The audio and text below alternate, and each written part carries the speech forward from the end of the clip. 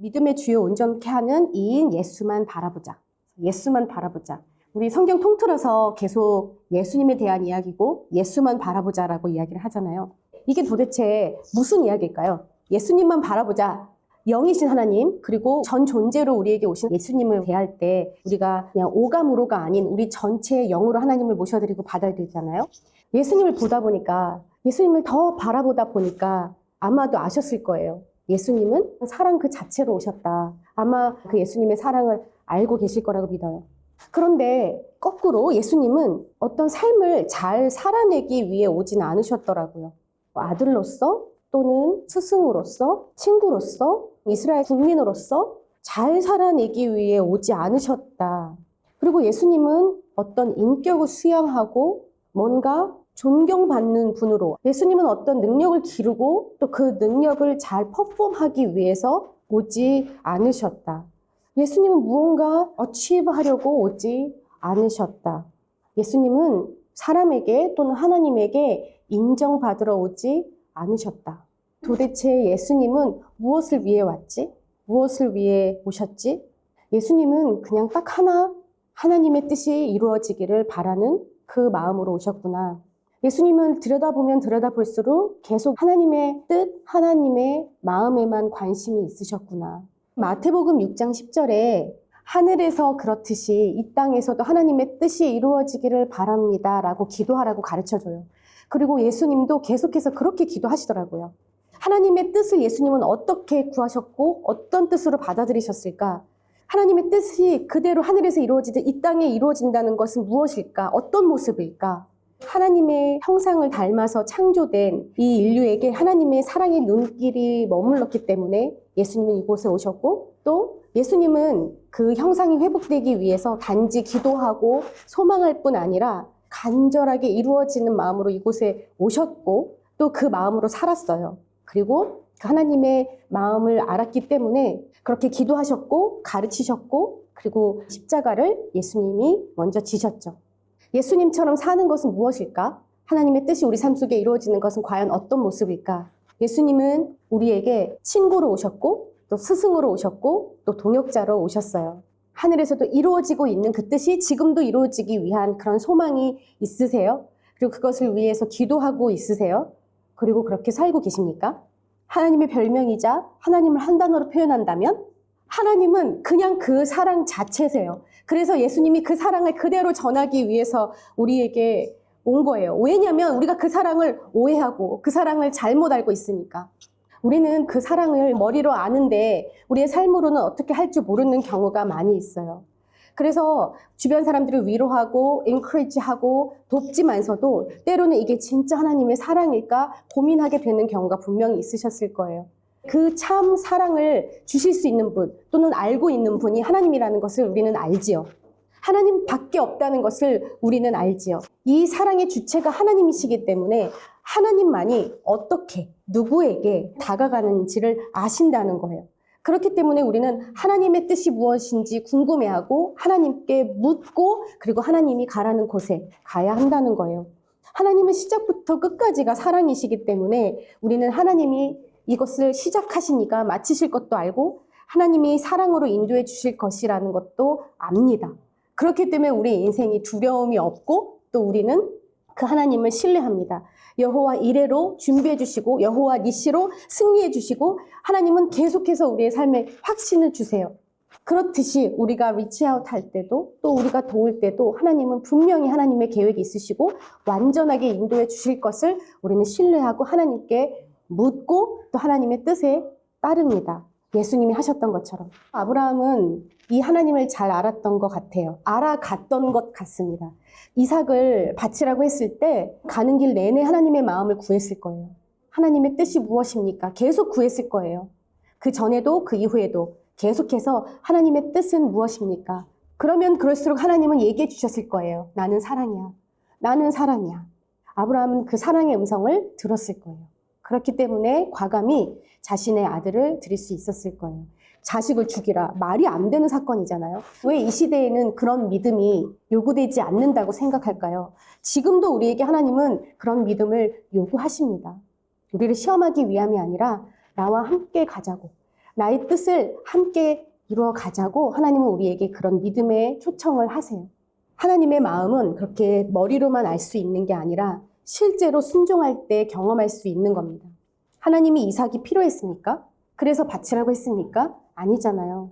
진짜 하나님과 함께 갈 수 있도록 내 행복, 내가 가지고 있는 것들, 이런 것들 내려놔야 돼. 그래야 나와 함께 갈 수 있어. 라고 초청한 거잖아요. 축구 필드에서 막 뛰고 있는 선수가 있습니다. 정말 몸이 부서지고 반칙을 하고 서로 막 부딪히면서 진짜 뛰는 사람이 선수인 거잖아요.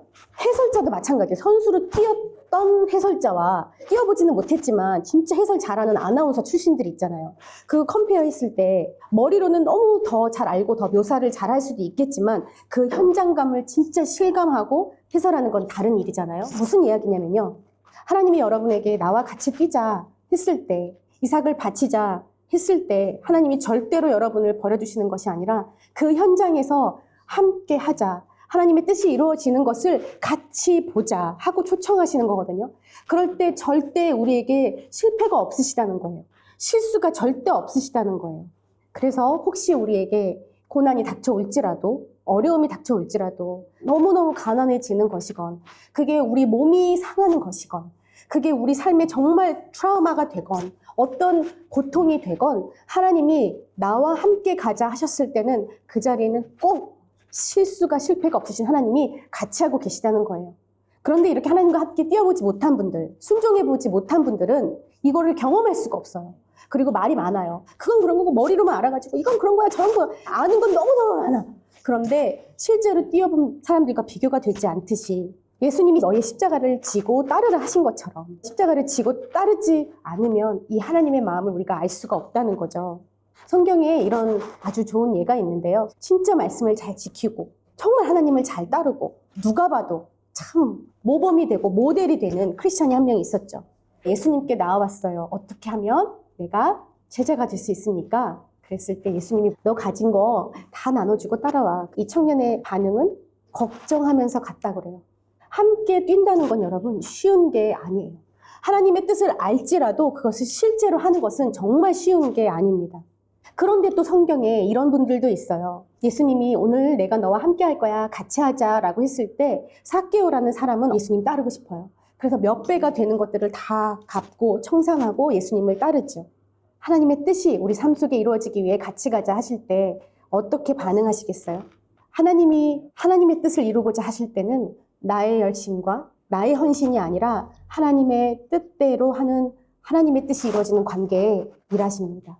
그럴 때 하나님의 열매가 맺어집니다. 그 열매는 구원이고 회개고 치유고 회복이고 양육입니다.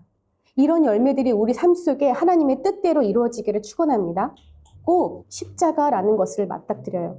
예수님이 얼마나 힘들어서 그 십자가에서 뭐라고 하셨죠? 하나님의 뜻이 이루어지게 해주세요. 내 뜻 말고요. 어떤 나의 신념이 이루어지는 것이 아니라 어떤 내가 믿고 있는 선이 이루어지는 것이 아니라 하나님의 뜻대로 모리아 산의 아브라함처럼 하나님의 뜻대로 삽니다. 십자가 우리가 그렇게까지 살아야 돼? 우리가 평안한 삶을 추구하고 있는데 그렇게까지 십자가를 질 만큼 살아야 돼? 그렇게 없으면 믿음이 아니야. 그런데 하나님을 사랑하고 실제로 말씀대로 정말 살아보고 헌신하고 죽어지는 삶을 살아보지 않으면 우리는 예수님을 알 수가 없어요. 구원을 받았다는 것은 안전빵이 아니라 그때부터 시작인 거예요. 그렇다고 해서 삶이 뭐 드라마틱하게 막 변하고 이게 아니라 삶은 여전히 똑같습니다. 예수님을 믿고서도 우리가 순종하고서도 삶은 여전히 같아요. 그런데 성령이 우리에게 발견하게 하시는 것들이 달라요. 새로워진 눈으로 하나님의 눈으로 우리에게 다시 보게 만들어요. 우리 눈이 하나님의 마음이 가 있는 곳을 보게 해요. 하나님이 가고 싶은 곳에 우리의 발이 가게 합니다. 그곳이 사막이건 그곳이 들판이건 하나님의 마음이 있는 곳에 우리는 아무런 두려움도 없이 가게 합니다. 야고보서 4장에 이런 귀한 말씀이 있어요. 주님이 원하시면 우리가 살 것이고 이런저런 일을 할 것이다 라고 말하라. 내가 이렇게 살 거야 하고 나의 인생을 계획하고 사는 게 아니라 주님이 원하시면 우리가 그렇게 살겠습니다 라고 고백하래요. 나는 이런 데 취직할 거야. 난 이런 공부를 할 거야. 이게 아니라 주님이 원하시면 제가 그 일을 하겠습니다. 심지어 결혼도 내가 하나님 결혼하고 싶어요. 안 하고 싶어요. 이런 게 아니고 하나님이 원하시면 하겠습니다. 하나님이 원하지 않으시면 안 하겠습니다. 이렇게 계속해서 하나님이 원하시며 하나님의 뜻이 내 삶에 이루어지기를 바라는 것입니다. 시간, 돈, 관계, 우리의 미래, 계획, 우리의 모든 것들을 하나님 앞에 다 묻고 하나님의 뜻대로 살기를 소망하는 거예요. 누구와 시간을 보내는지, 오늘 누구를 만날지 하나님의 마음이 거기에 있으니까. 하나님의 마음이 한 명이라도 더 돌보라고 하니까. 돈이라는 도구도 내가 번 거 아니고 부모님이 물려준 거 아니고 하나님이 주신 거니까 내가 잘 섬겨야지. 하나님 어떻게 섬기기를 원하십니까? 내가 소유한 것이 아니라는 것을 하나님 앞에 선포하고 하나님이 원하시는 곳에 쓸 수 있도록 그 권리를 내려놓게 하시는 거죠. 그게 나 개인의 돈이건 그게 교회의 돈이건 그것이 무엇이건 내가 가지고 있는 그 어떤 material thing도 다 내가 계획을 세웠으니 하나님 이것이 차질 없게 진행되게 해주세요가 아니라 하나님, 내 경험과 내 지식에 의해서 만들어진 이 계획을 철폐해 주시고 그것이 심지어 상식적이지 않은 것이라고 할지라도 앞이 보이지 않는 상황이라 할지라도 하나님의 계획대로 내가 언제든지 따라갈 수 있게 해주십시오. 그럴 때 우리는 하나님이 일하시는 것을 보게 돼요. 그럴 때 우리는 성장이라는 것을 합니다. 우리의 몸도 마찬가지입니다. 내게 병을 주시든 아프게 하시든 이 기회를 통해서 하나님 내가 내 모난 부분들을 다뤄주시고 우리의 초점이 하나님을 더 향하도록 해주십시오. 이렇게 하나님의 뜻이 우리 삶 속에서 이루어지기를 원하면서 한 걸음 한 걸음 갈 때 우리에게 있었던 이 세상을 살면서 인정받고 싶어하는 우리의 욕구들이 다 떠나가게 돼요. 사단은 계속해서 사람들에게 인정받는 것에 집착하게 만들어요. 그래서 우리는 거기에서 기쁨을 누리기를 원하지만 절대로 안전함을, 기쁨을 누릴 수가 없어요. 여러분, 암 중에 제일 무서운 암이 뭔지 아세요? 이 인정 욕구라는 것, 정말 살아가면서 계속해서 내 나이쯤에는 이 정도는 돼야 해. 앞으로 미래를 위해서 이 정도는 돼야 내가 주변 사람들에게, 부모님에게, 친구들에게 어느 정도 인정을 받는, accept를 받는 이런 것이 마치 췌장암 같더라고요. 그래서 눈에 보이지는 않는데 계속해서 암이 길러지고 있고 어떻게 해볼 수가 없는 그런 췌장암 같은 존재다. 우리가 빨리 발견하고 이런 것들을 하나님 앞에 내려놓고 치유받아야 되겠다. 여러분, 인본주의, 사람들에게 인정받아야 되는 것, 부모님에게 어느 정도 자녀여야 되는 것, 또는 친구들에게 어느 정도 내가 괜찮은 사람이어야 되는 것. 예수님은요, 한 번도 그런 인생을 사신 적이 없어요.